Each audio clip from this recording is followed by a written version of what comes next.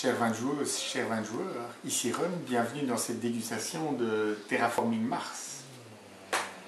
Dans Terraforming Mars, nous allons jouer des terriens en 2118 qui veulent terraformer la planète rouge, sachant qu'évidemment sur la Terre, on a ravagé toutes les ressources, il y a une surpopulation considérable, donc il faut s'enfuir pour aller créer une nouvelle planète. Alors, pour réussir à terraformer, on va devoir de manière coopétitive, c'est-à-dire tous ensemble, mais pas coopératif parce qu'on doit quand même gagner tout seul, atteindre 3 buts. 1. Faire monter la température à 8 degrés en partant de moins 30. 2. Monter le pourcentage d'oxygène dans l'atmosphère à 14 minimum. Et 3. Placer 9 océans pour qu'il y ait suffisamment d'eau pour développer la vie. Alors, comment se passe le jeu concrètement? Donc, on joue avec des cartes qui représentent des développements. À chaque tour de jeu, chaque joueur va piocher 4 cartes ici. Voilà. Et ensuite décider s'il veut ou pas acheter 1, 2, 3 ou 4 de ces cartes, ou ne pas en acheter du tout. D'accord? Ça coûtera 3 millions par carte. Donc, choix est libre entre 0 et 4 cartes. Donc ça permettrait évidemment de renouveler votre stock de cartes et donc d'augmenter la palette des possibilités dans le courant de la partie. Une fois ça fait, on va passer à la phase d'action. Chaque joueur à son tour va jouer 1 ou 2 actions. La règle permettant de jouer 2 actions étant évidemment très intéressante pour faire des coups fumants, donc des coups doubles où on va faire 2 actions qui s'enchaînent et qui permettent de gagner des bonus ou d'avancer plus vite sur certaines pistes. Quelles sont les actions? Donc, jouer une carte, on va devoir payer le coût de la carte qui est ici en haut à gauche et qui permettra soit de récolter un certain nombre de choses, de faire avancer sur la piste de score que je vais montrer dans quelques secondes ou d'avoir ses propres actions. On va pouvoir éventuellement utiliser un projet standard ici, donc en payant le coût qui est ici à gauche, on va pouvoir réaliser un certain nombre de choses.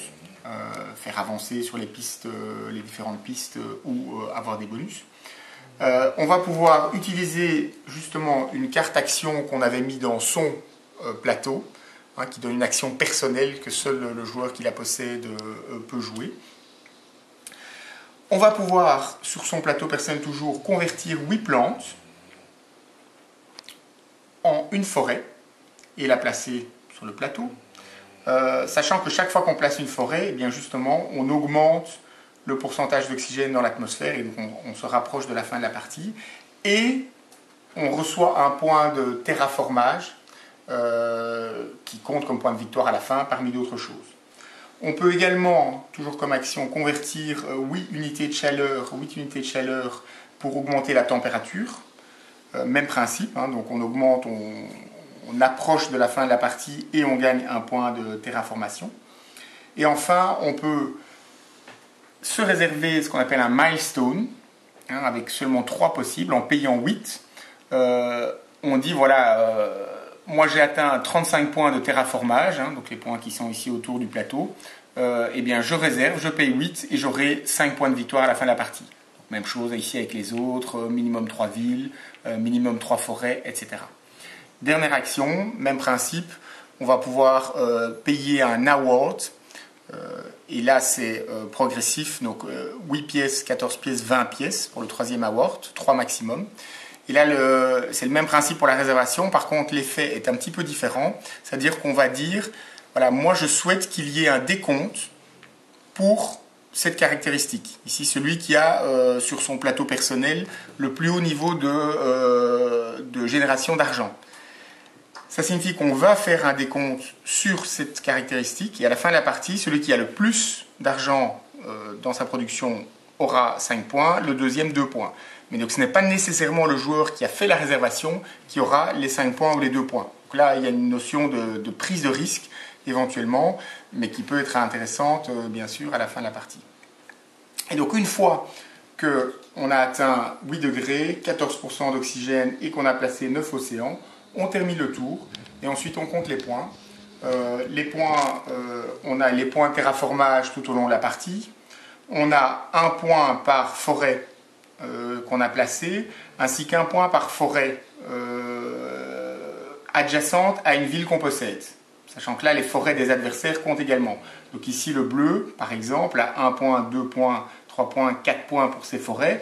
Mais il a également pour cette ville 1, 2, 3 points, même si cette forêt-ci ne lui appartient pas. Même chose pour cette ville-ci, il a 1, 2, 3 points, et pour celle-là, 1, 2 points, alors qu'aucune des deux forêts n'a été placée par lui.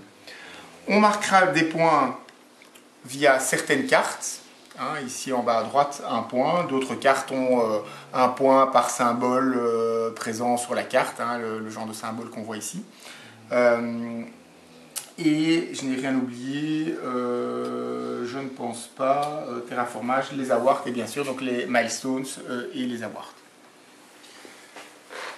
Vous avez à peu près tout, et donc au final on a un jeu clairement dans lequel il y a une petite dose de chance. On a eu des discussions passionnées à la fin de la partie pour savoir si la chance était très très influente ou peu influente. Donc il y a un tirage de cartes au départ, on commence la partie avec 10 cartes, donc oui il y a une petite partie de chance, mais on a 10 cartes, donc ça élargit quand même la palette des possibilités. On tire 4 cartes par tour et on peut en acheter entre 0 et 4, enfin entre 1 et 4, donc voilà, ça limite quand même assez fortement. Et surtout, il y a énormément de possibilités, puisqu'on peut construire des forêts, construire des villes, je n'ai pas mentionné, mais il y a les cartes qui permettent de construire des villes ou les actions, les projets spéciaux. On avance sur la production, les zones de production sur son plateau. Donc on a les différents projets ici. Le projet où on peut vendre des cartes pour gagner de l'argent, le projet où on peut augmenter sa production d'électricité, on peut augmenter la température, on peut placer un océan, placer une forêt, placer une ville.